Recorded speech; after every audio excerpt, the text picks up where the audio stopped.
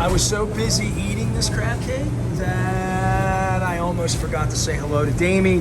Tom Perez is here running for governor. Hey, this is not your first crab cake. You destroyed yours. This is gone. Oh, it's gone. It's history. Well, I tell you what, this is day 24. This is crab cake 32.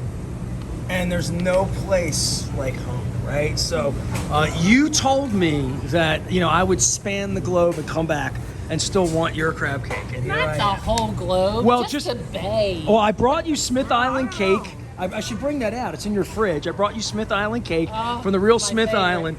And I let this get to room temperature. Can you explain to Mr. Perez here what room temperature represents to your mother for a crab cake? Because some places serve it piping hot, not necessarily the appropriate way. Yep. Well, Nancy will tell you that room temperature is when you get all the flavor of the crab.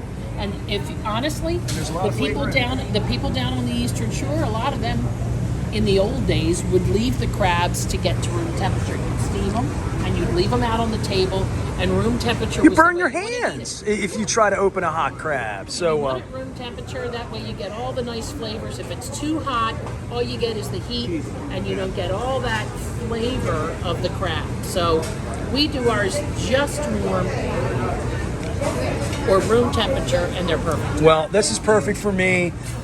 You ask if I'm getting tired of crab cakes.